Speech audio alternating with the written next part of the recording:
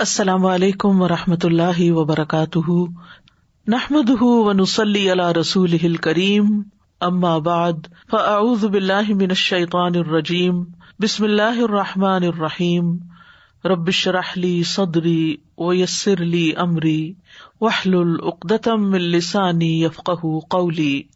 آج سے ہم انشاءاللہ ایک نیا سلسلہ شروع کر رہے ہیں قیامت کی نشانیوں کے بارے میں۔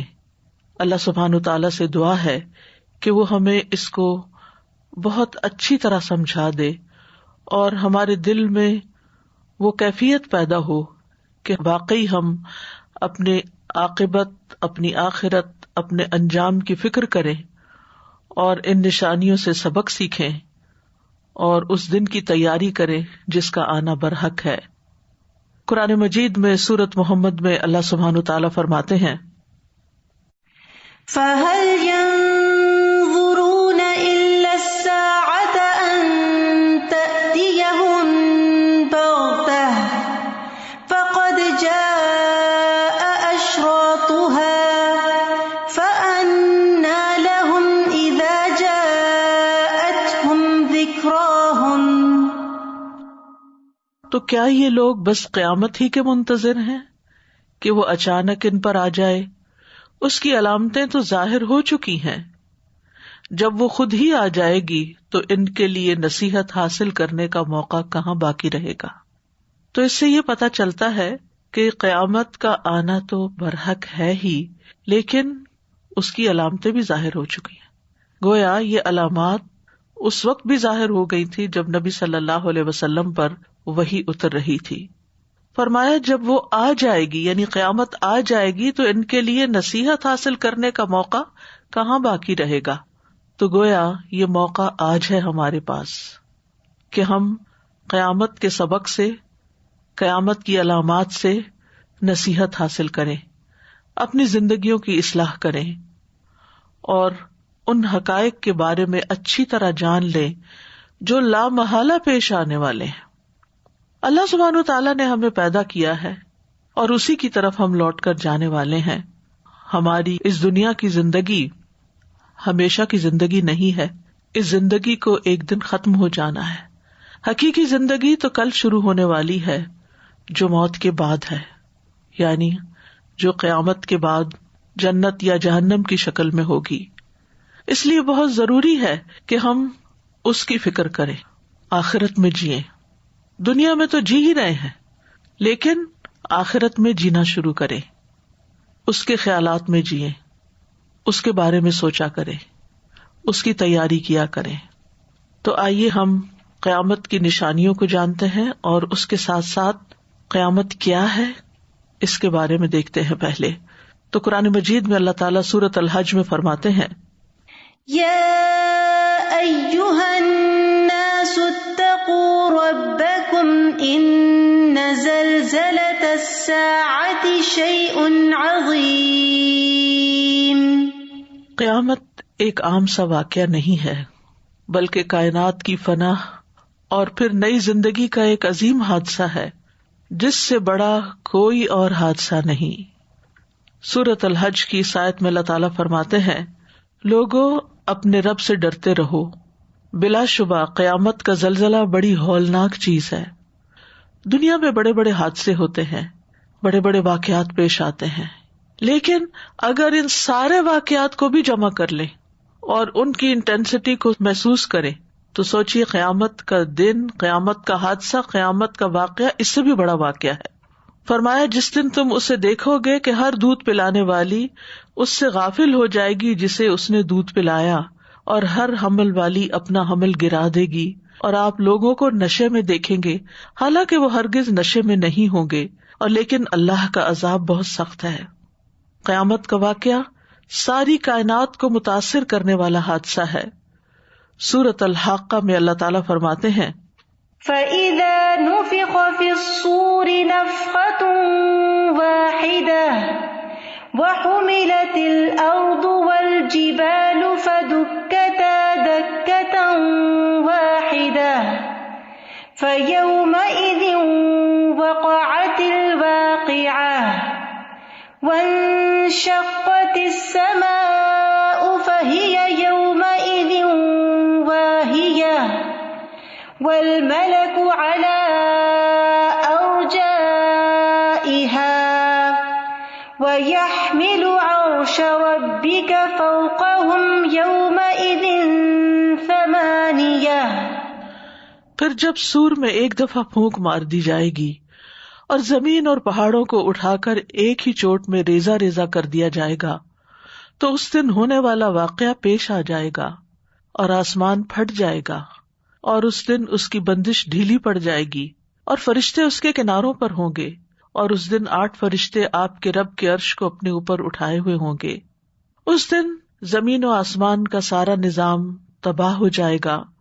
سورۃ الانفطار میں اللہ تعالیٰ فرماتے ہیں اذا السماء انفطرت واذا الكواكب انتثرت واذا البحار فجرت، جب آسمان پھٹ جائے گا اور ستارے بکھر کر گر پڑیں گے اور سمندر پھاڑ دیے جائیں گے۔ سورۃ المزمل میں فرمایا یوم ترجف الارض والجبال وکانت الجبال کثیبا مہیلا، جس دن زمین اور پہاڑ لرزنے لگیں گے اور پہاڑ بھربھری ریت کے پھسلتے ہوئے تودے بن جائیں گے، اس دن قیامت واقع ہو جائے گی۔ قیامت کا لغوی معنی قام یقوم کا یہ مصدر ہے اور مبالغہ پیدا کرنے کے لیے لفظ کے آخر میں تائے تانیث لائی گئی ہے، جیسا کہ عربوں میں یہ اصول ہے۔ اور یہ نام اس لیے رکھا گیا ہے کیونکہ اس میں بڑے بڑے امور سرزد ہوں گے، بڑے بڑے حادثات پیش آئیں گے جن کی طرف بہت سی آیات اور احادیث اشارہ کرتی ہیں، اور انہی امور میں سے ایک لوگوں کا اللہ عز و جل کے سامنے کھڑے ہونا ہے۔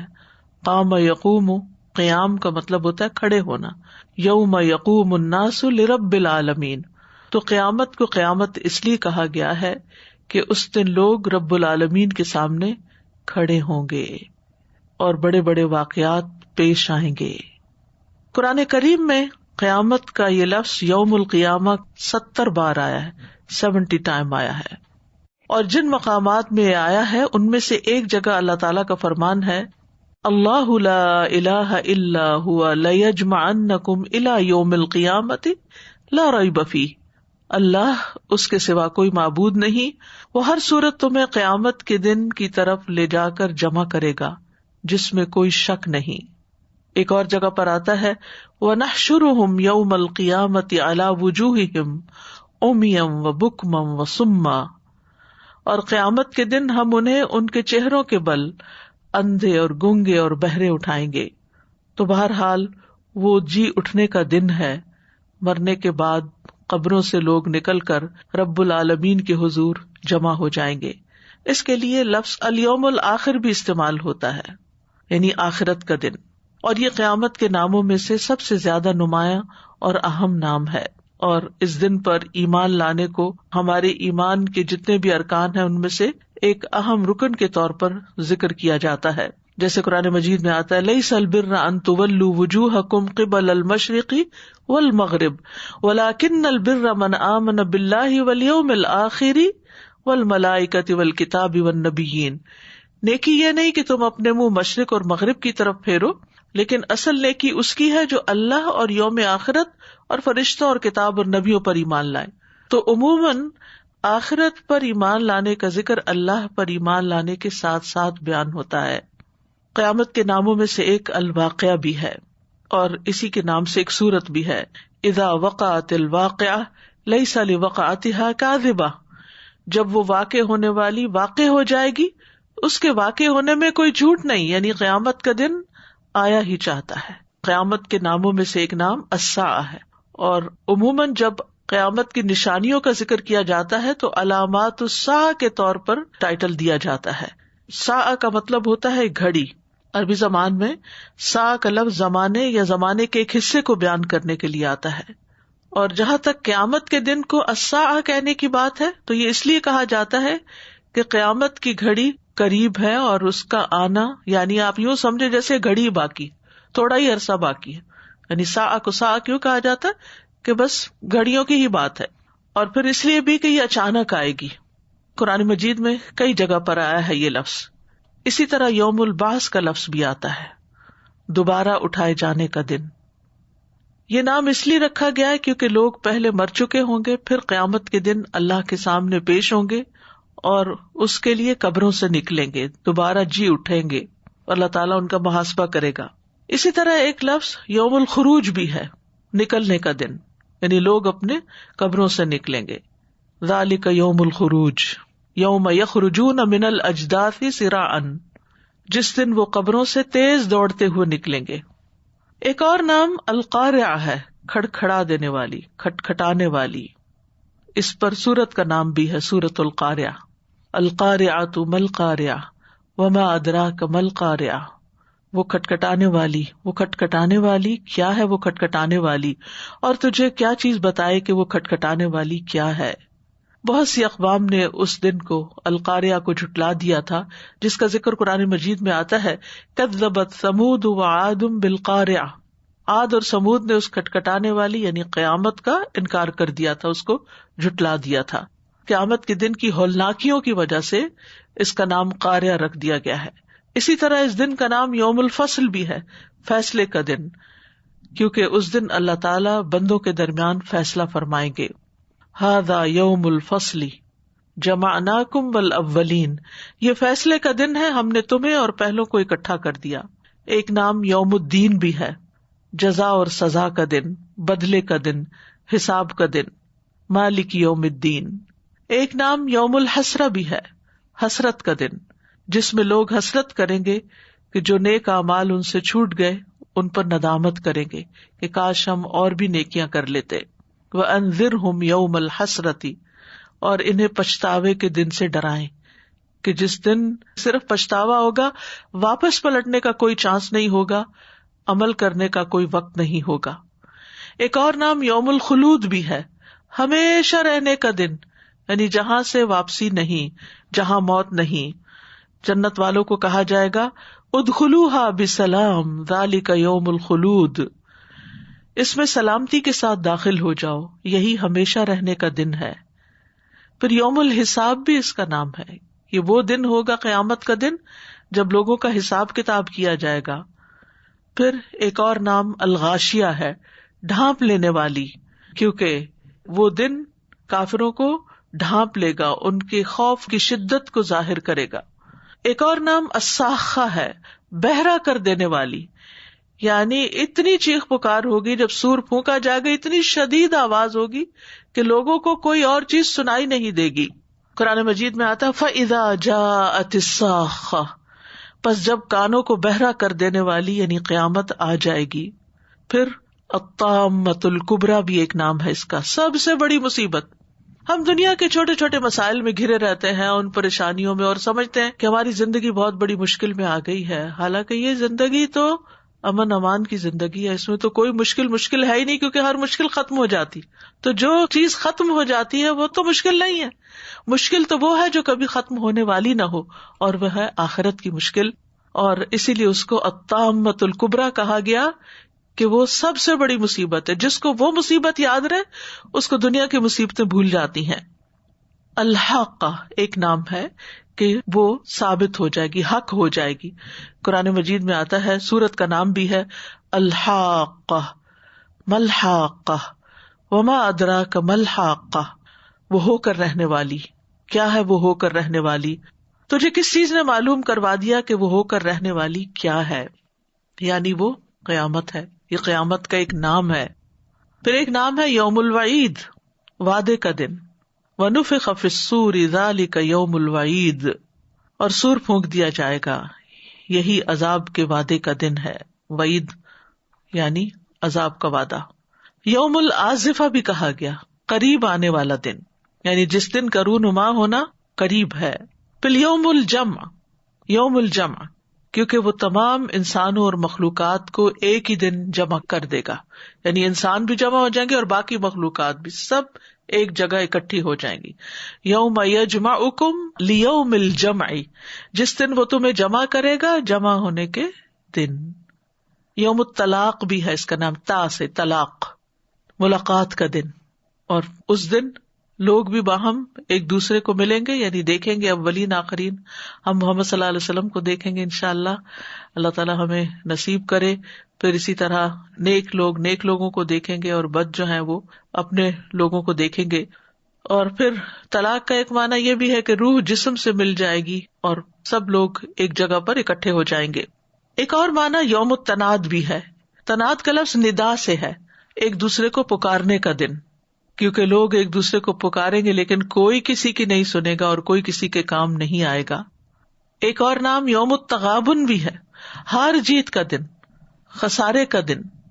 یوم یجمعکم لیوم الجمع ذالک یوم التغابن، جس دن وہ تمہیں جمع کرنے کے دن کے لیے جمع کرے گا وہی ہار جیت کا دن ہے. اصل ہار اور اصل جیت وہاں ہے.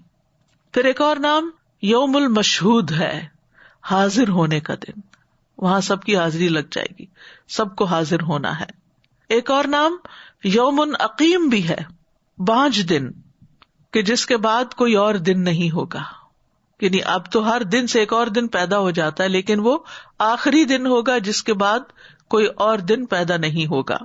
ایک اور نام یوم عبوس قمطریر، چہروں کے بگاڑنے کا سخت تیوری چڑھانے والا دن.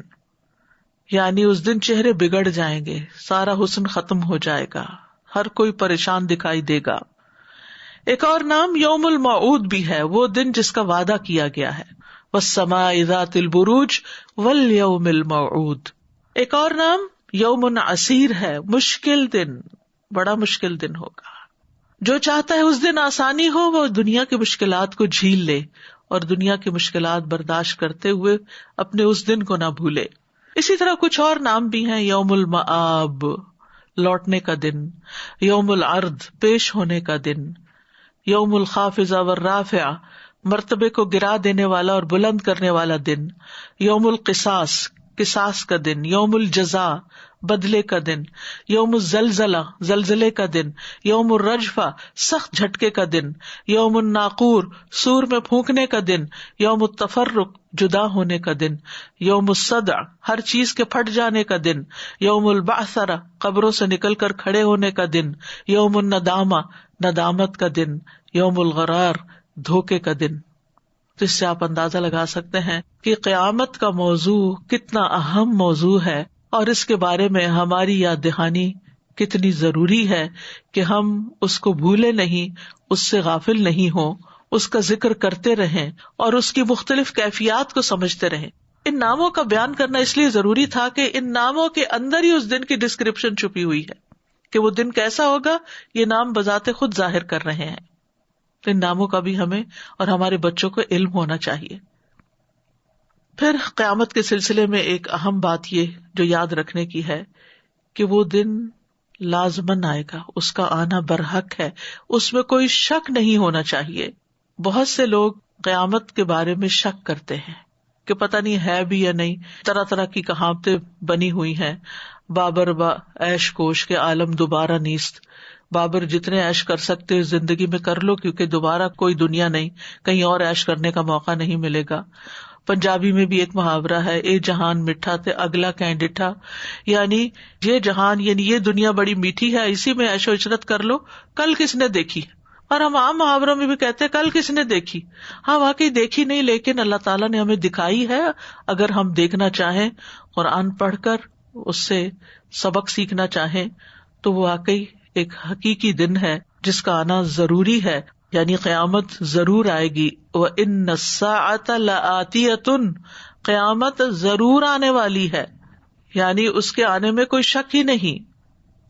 قُلِ اللَّهُ يُحْيِيكُمْ ثُمَّ يُمِيتُكُمْ ثُمَّ يَجْمَعُكُمْ إِلَى يَوْمِ الْقِيَامَةِ لَا رَيْبَ فِيهِ، کہہ دیجیے اللہ ہی تمہیں زندگی بخشتا ہے، پھر وہی تمہیں موت دیتا ہے، پھر قیامت کے دن کی طرف لے جا کر جمع کرے گا جس کے آنے میں کوئی شک نہیں.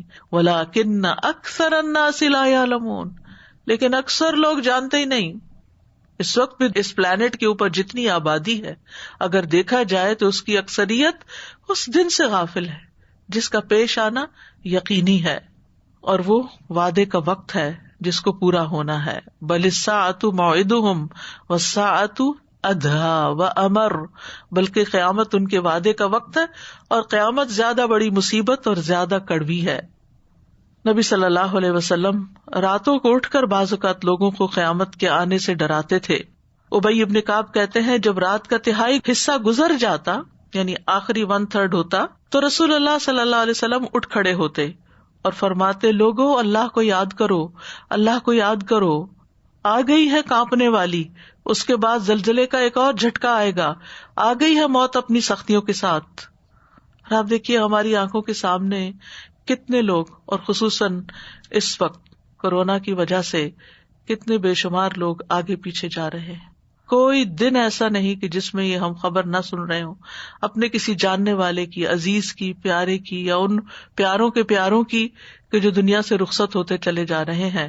کوئی جہاز کے حادثے میں دنیا سے جا رہا ہے، کوئی طبعی موت مر رہا ہے، کسی کو ہارٹ اٹیک لے کے جا رہا ہے، اور کوئی کسی طرح۔ یہ سب بہانے ہیں، لیکن اصل حقیقت یہی ہے کہ ہمیں واپس جانا ہے۔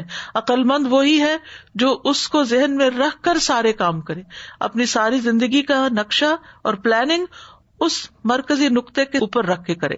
ہماری زندگی کا کوئی دن اور کوئی رات ایسی نہیں گزرنی چاہیے جس میں اس دن کی یاد نہ ہو، کیونکہ والساعۃ حق، قیامت برحق ہے۔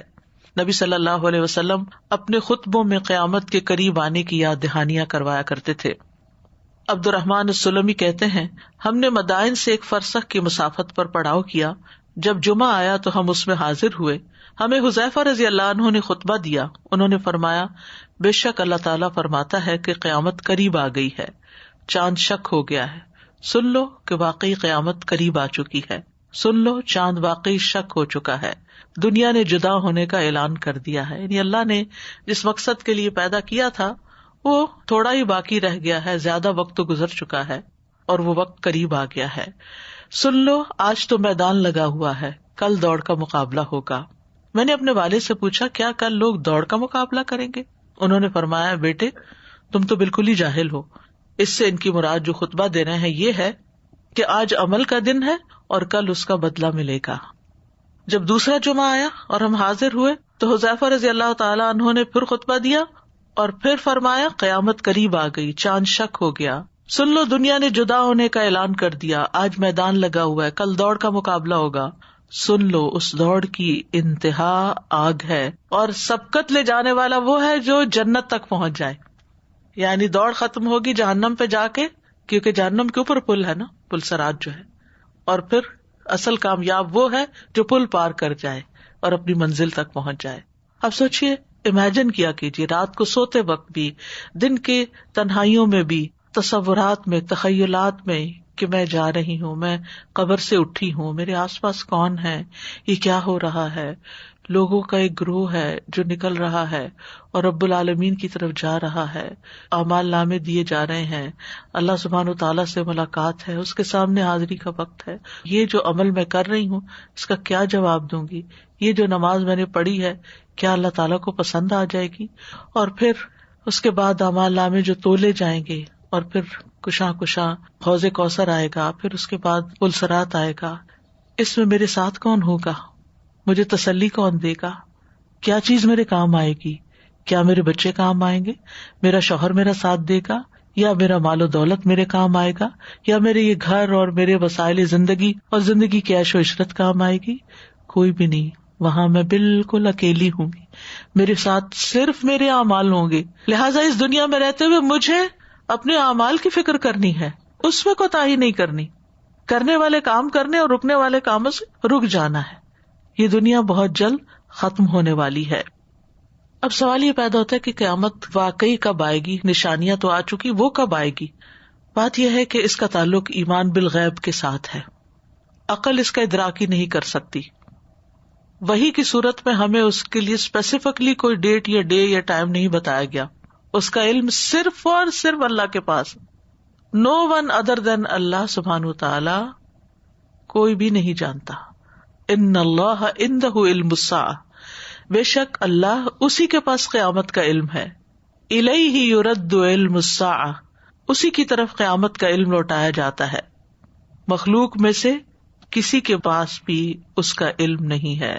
لا یجلیہا لوقتہا الا ہوا، اس کا وقت تو وہی بتائے گا، یعنی وہی کھولے گا، کسی اور کو علم نہیں۔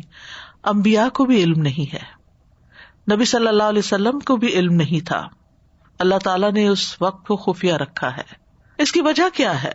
امام آلوسی کہتے ہیں کہ اللہ تعالیٰ نے قیامت کا علم اس لیے مخفی رکھا ہے کہ انسان اطاعت کی طرف زیادہ بڑھے، یعنی جو چیز اچانک آنے والی ہے اس کے لیے انسان ہر دم پریپیئرڈ رہتا ہے.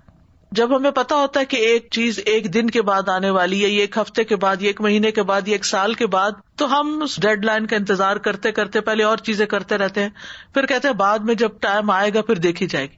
اکثر ہمارے کاموں کے بارے میں یہی حال ہوتا ہے، ہم ایک رف سی پلاننگ تو کر لیتے ہیں لیکن صحیح طور پر پریزنٹیبل کسی بھی چیز کو اس وقت بناتے ہیں جب وہ بالکل سر پہ آ پہنچتی ہے. اسٹوڈینٹس کو آپ دیکھیں، ایگزامس کی تیاری دیکھ لیں، اسائنمنٹس کو سبمٹ کرانے کا دیکھ لیں، کوئی بھی رپورٹ تیار کرنی ہو، کوئی بھی کام کرنا ہو، کلاس کی تیاری کرنی ہو، ہم یہ ساری چیزیں لاسٹ مومنٹ پہ ڈال دیتے ہیں، پہلے سے تیار کر کے نہیں رکھتے. تو سب سے بڑی حکمت کیا ہے؟ اس کو چھپا کے رکھنے کی کہ انسان ہر لمحہ اس کے لیے تیار ہو. اور بڑی قیامت سے پہلے تو چھوٹی قیامت بھی آنے والی ہے نا، اور وہ موت کی شکل میں. جو مر گیا اس کی تو قیامت آئی گئی، اور موت کا بھی وقت نہیں. بعض اوقات اچھے بھلے صحت مند لوگ اچانک کسی حادثے کا شکار ہو جاتے ہیں اور دنیا سے چلے جاتے ہیں. کچھ لوگ اچانک ہارٹ اٹیک کا شکار ہو جاتے ہیں اور اسی وقت منٹس کے اندر دم نکل جاتا ہے. کسی پہ کوئی اٹیک کر دیتا ہے اور 6 منٹ کے اندر جان نکل جاتی ہے. یعنی کوئی کچھ نہیں کہہ سکتا کہ کس وقت کس کو کتنی دیر میں دنیا سے لے جانے کا حکم ہو جائے. لیکن یہ یاد رکھنا چاہیے کہ اس کے آنے میں کوئی بہت دیر نہیں ہے. قرآن مجید میں آتا ہے اتا امر اللہ فلا تستعجلوہ، اللہ کا حکم آ گیا، اس کے جلد آنے کا مطالبہ نہ کرو، کیونکہ کفار مکہ جو تھے وہ کہتے تھے کہ کب آئے گا وہ دن، اور تم جو وعدہ کرتے ہو وہ آ کیوں نہیں جاتا. ابن کثیر کہتے ہیں کہ اللہ تعالیٰ نے اس آیت میں قیامت کے بہت قریب آنے کو ماضی کے صیغے سے بیان کیا، پاسٹ ٹینس سے، جو اس بات پہ دلالت کرتا ہے کہ گویا قیامت آ ہی چکی ہے، اتنی قریب ہے، سمجھو آ چکی، کیونکہ وہ لا محالہ وقوع پذیر ہونے والی ہے. سورۃ الانبیاء میں اللہ تعالیٰ فرماتے اقترب للناس حسابهم وهم فی غفلۃ معرضون، لوگوں کے لیے ان کے حساب کا وقت قریب آ چکا ہے اور وہ بڑی غفلت میں منہ موڑے ہوئے ہیں، ان کو یاد ہی نہیں، بھولے ہوئے ہیں. کیا مطلب ہے؟ یعنی اس کے لیے تیاری نہیں کر رہے. جب کہیں جانا ہوتا ہے، چھوٹا سا بھی سفر ہو، گھر سے نکلنا ہو، کسی دوست سے ملاقات ہو، کوئی گروسری کرنی ہو، کسی کو کہیں ڈراپ کرنا ہو، تو صبح سے 20 بار خیال ذہن میں آتا ہے آج مجھے جانا ہے، آج مجھے جانا ہے، آج مجھے جانا ہے. لیکن ہمیں نہیں پتا اس جانے سے پہلے کہیں اور جانا پڑ جائے. تو اگر ہم کمپیئر کریں دنیا میں کہیں جانے کی تیاری کو اور مرنے کے بعد اللہ کے سامنے کھڑے ہونے کی تیاری کو، تو ہماری تیاری میں کیا کمپیرزن ہے؟ کتنی تیاری ہے ہماری؟ کچھ بھی تیاری نہیں. لعل الساعة تکون قریبا، شاید قیامت قریب ہی ہو. تو ہر انسان کے لیے اس کی موت اس کے جوتے کے تسمے سے بھی قریب ہے. اللہ تعالیٰ فرماتے ہیں انہم یرونہ بعیدا ونراہ قریبا، یہ اس کو دور دیکھتے ہیں، ہم اسے قریب دیکھتے ہیں. اور پھر یہ کہ یہ دن اچانک آئے گا اور ایک لمحے بھر میں ہر چیز الٹ پلٹ ہو کر رہ جائے گی. وما امر الساعة الا کلمح البصر، اور قیامت کا معاملہ نہیں مگر آنکھ جھپکنے کی طرح، بس جیسے آنکھ جھپکی اتنی دیر میں سور بھی پھونکا جا چکا ہوگا اور ہر چیز تباہ و برباد بھی ہو چکی ہوگی. سور پھونکنے والا فرشتہ تیار کھڑا ہے. اب قیامت کے دن کو قائم کیوں کیا جائے؟ قیامت کا آنا ضروری کیوں ہے؟ سب سے پہلی بات یہ کہ اللہ تعالیٰ نے اس دنیا کو کھیل تماشے کے لیے نہیں بنایا. ہمیں ایسے ہی یہاں عیش و عشرت کرنے کے لیے نہیں بھیجا گیا، صرف کھانے پینے، شادی بیاہ کرنے اور کوئی جاب کرنے اور بچے پیدا کرنے اور پھر ان کو بڑا کرنے، ان کاموں کے لیے نہیں بھیجا گیا، بلکہ اللہ تعالیٰ نے ہمیں زندگی کا ایک مقصد دے کے یہاں بھیجا. اصل میں اللہ سبحانہ وتعالیٰ کا جو کریشن پلان ہے اس میں سب سے خوبصورت چیز جو ہمارے علم میں ہے وہ جنت ہے. اللہ نے جنت بنائی اور پھر اس جنت کے لیے ایسے لوگوں کا انتخاب کرنا مقصود ہے کہ جو واقعی اتنے پیارے ہوں، اتنے اچھے ہوں، اتنے اچھے اخلاق کے ہوں، اتنے اچھے اعمال والے ہوں کہ جو وہاں پر بسائے جائیں. تو اصل جگہ تو جنت ہے جس کے لیے انسان کو پیدا کیا گیا.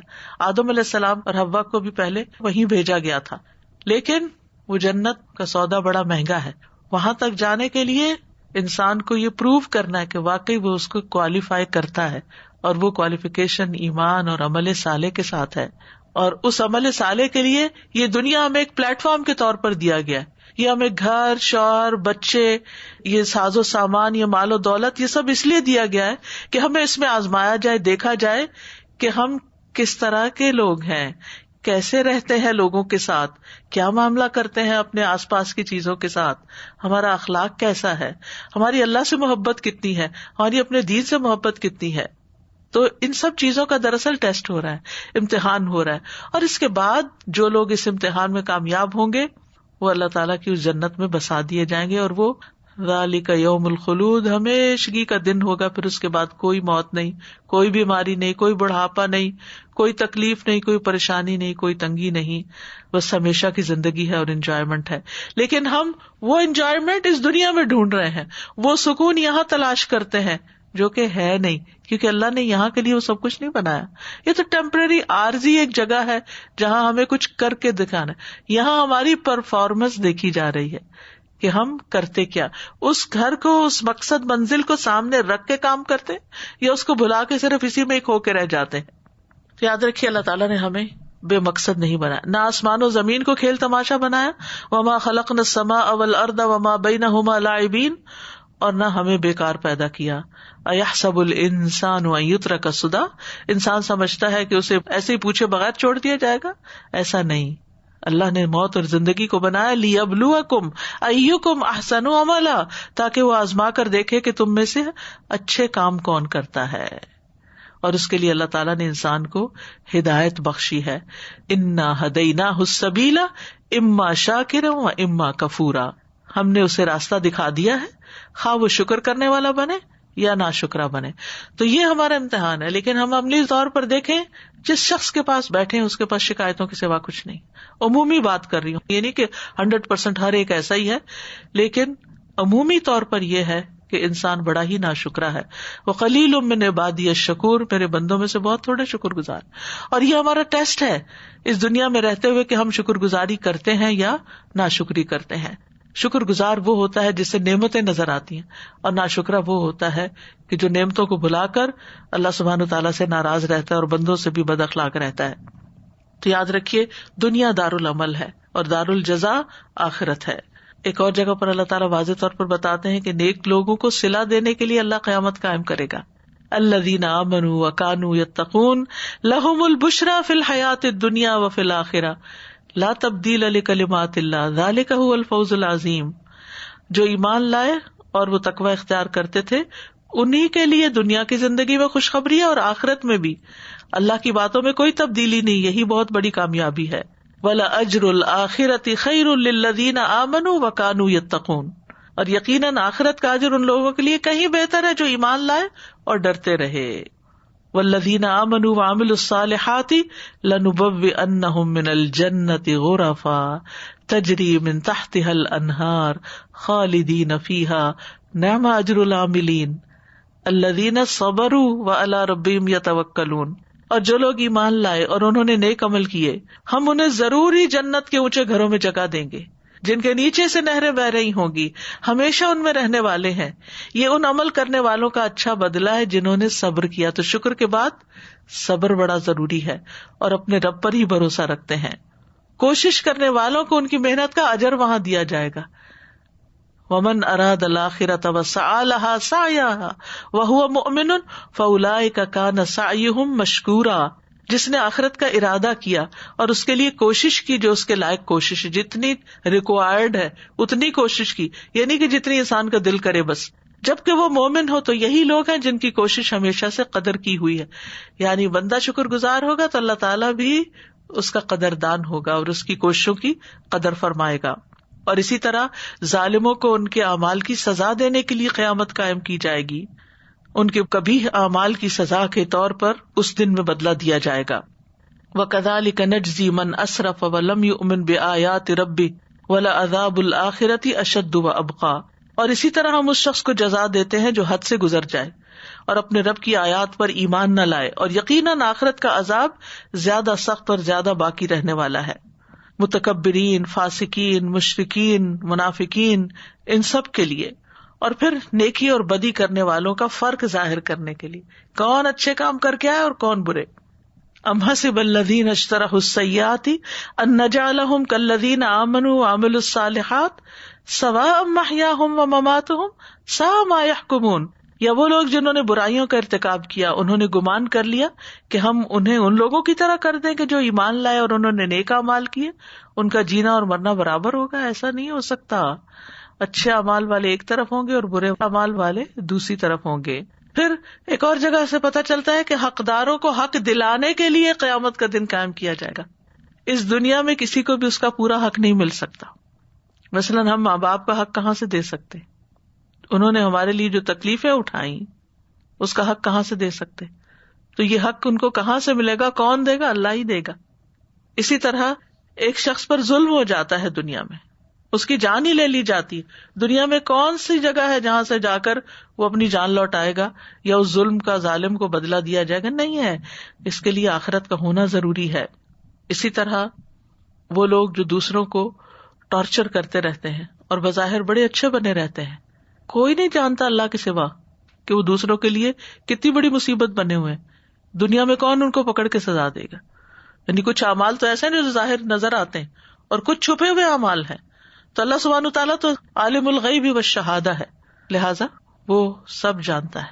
اور پھر یہ یاد رکھیے کہ ہمارے اعمال کا بدلہ اور صلہ صرف ظاہری اعمال پر نہیں دیا جائے گا، بلکہ اعمال کے بدلے کا فرق اندر کی نیتوں کے اوپر ہوگا.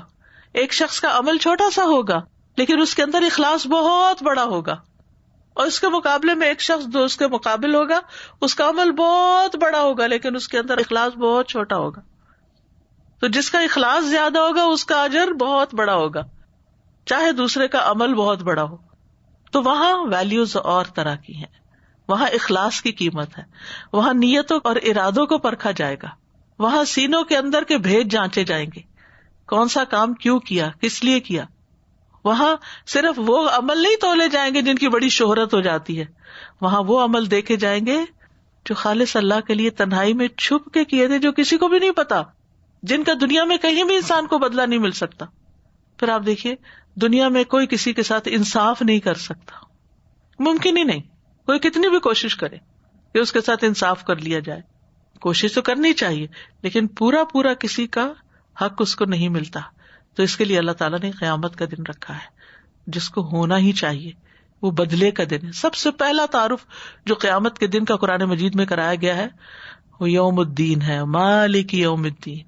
وہ بدلے کے دن، جزا اور سزا کے دن کا خود مالک ہے، اس کے ہاتھ میں ہے. والملک یومئذ للہ، بادشاہت اس دن اللہ کے ہاتھ میں ہوگی. یعنی ساری کی ساری چیزوں کا کنٹرول اللہ سبحانہ تعالیٰ کے ہاتھ میں ہوگا. تو یہ ہے قیامت کا تھوڑا سا تعارف، جس کی علامات کی بات ہوگی اب انشاءاللہ، اور اس کے بارے میں یاد دہانی کیوں ضروری ہے، اور یہ کہ اس کے آنے کا دن تو نہیں بتایا گیا لیکن اس کی نشانیاں بتا دی گئی. تو ہم دیکھتے ہیں کہ اس میں کیا حکمت ہے. تو سورۃ محمد کی آیت فَهَلْ يَنظُرُونَ إِلَّا السَّاعَةَ أَن تَأْتِيَهُم بَغْتَةً فَقَدْ جَاءَ أَشْرَاطُهَا فَأَنَّىٰ لَهُمْ إِذَا جَاءَتْهُمْ ذِكْرَاهُمْ.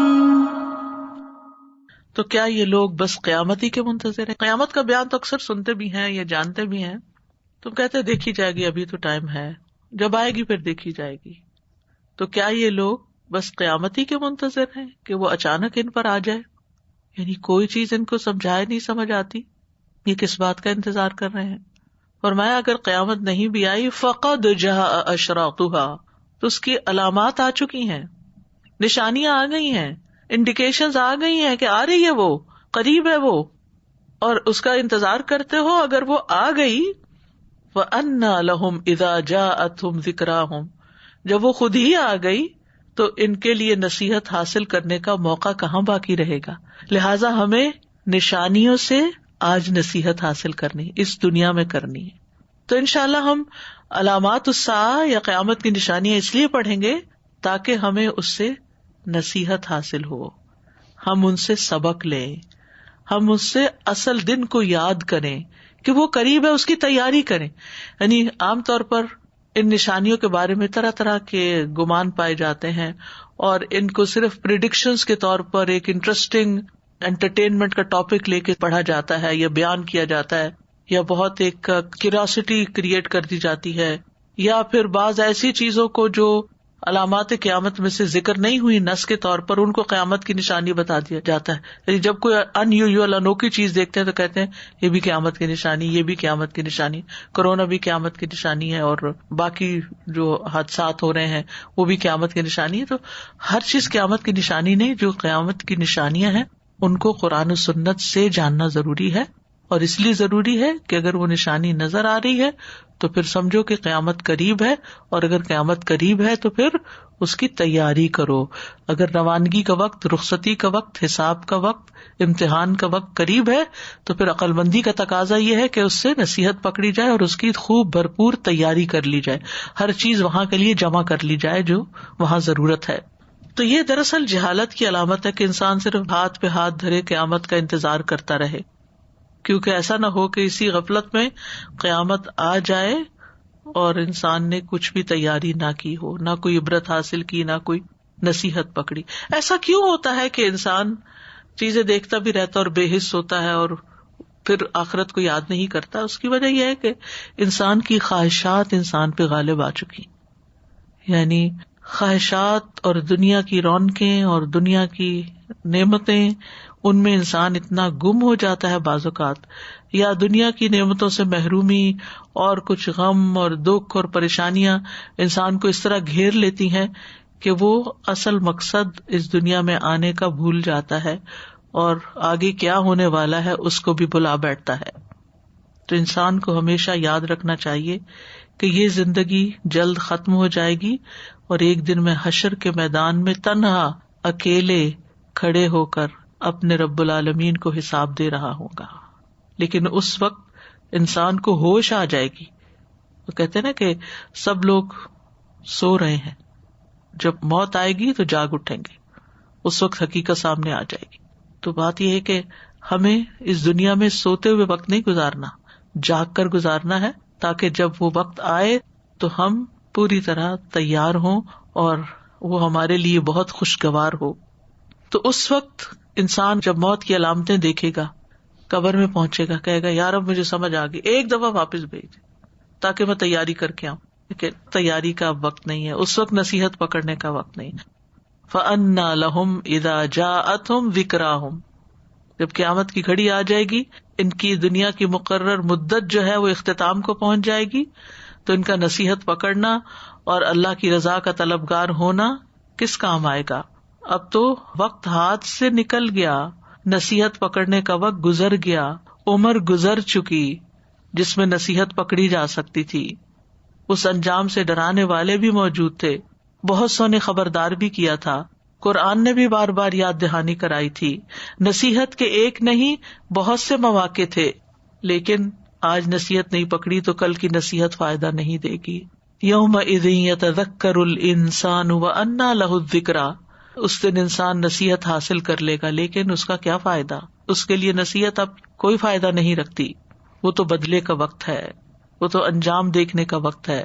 فلم یک ینفعہم ایمانہم لما رأوا بأسنا، پھر یہ نہ تھا کہ انہیں ان کا ایمان فائدہ دیتا جب انہوں نے ہمارا عذاب دیکھ لیا. یعنی جب پچھلی قوموں پر عذاب آ گیا تو ان کی قیامت قائم ہو گئی، اور اب وہ سبق حاصل بھی کرے اس انجام سے تو فائدہ کچھ نہیں. وقالوا آمنا بھی، جیسے فرعون نے بھی موت کے وقت کیا کہا تھا، میں ایمان لے آیا اللہ پر اور جس پر بنی اسرائیل ایمان لائے. لیکن وقالوا آمنا بھی، تو ہر مشرک، ہر مجرم، ہر منکر موت کے وقت ایمان لے آتا ہے. وَأَنَّىٰ لَهُمُ التَّنَاوُشُ مِن مَّكَانٍ بَعِيدٍ، اور ان کے لیے دور کی جگہ سے ایمان کو حاصل کرنا کیسے ممکن؟ اب تو وہ پیچھے چھوڑ آئے، وہ وقت چلا گیا، وہ ہاتھ سے نکل گیا. تو اس کورس کا اور یہ جو ہم آئندہ کچھ لیکچرز اس ٹاپک پر کریں گے قیامت کی علامات کے بارے میں، اس کا اصل مقصد ہی یہی ہے کہ ہم اس دنیا میں رہتے ہوئے ان نشانیوں کو دیکھ دیکھ کر نصیحت پکڑیں، عبرت پکڑیں اور آخرت کی تیاری کر لیں. کیونکہ یہ وارنرز ہیں، یہ ہمارے لیے یاد دہانی کے مواقع ہیں، یہ انجوائمنٹ کی چیزیں نہیں، یہ انٹرٹینمنٹ کی باتیں نہیں ہیں، یہ صرف پیشن گوئیاں نہیں ہیں. ہاں ہیں پیشن گوئیاں اس معنی میں جو نبی صلی اللہ علیہ وسلم کی نبوت کی صداقت پر دلیل ہے، کہ آپ نے 1400 سال پہلے کچھ چیزوں کا ذکر کیا اور آج وہ چیزیں ہوتی ہی نظر آ رہی ہیں. آپ کے پاس غیب کا علم نہیں تھا, وحی کے ذریعے آپ کو علم دیا گیا, لیکن کس لیے دیا گیا, اس مقصد کو سمجھنے کی ضرورت ہے. تو جیسے پہلے میں نے ذکر کیا کہ قیامت کی نشانیاں اردو میں کہا جاتا ہے, علامات قیامت بھی کہا جاتا ہے, اور عربی میں اشراط الساعہ کہا جاتا ہے, یعنی اس گھڑی کی اشراط. اشراط جو ہے یہ شرطن کی جمع ہے, شرطن, راہ پہ جزم نہیں ہے.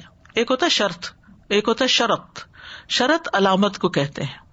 اشراط الساعہ سے مراد قیامت کی علامتیں ہیں. کسی چیز کی بھی ابتدائی علامتیں جو ہوتی ہیں یا ابتدائی چیزیں یا ابتدائیات جو ہوتی ہیں وہ اشراط کہلاتی ہیں.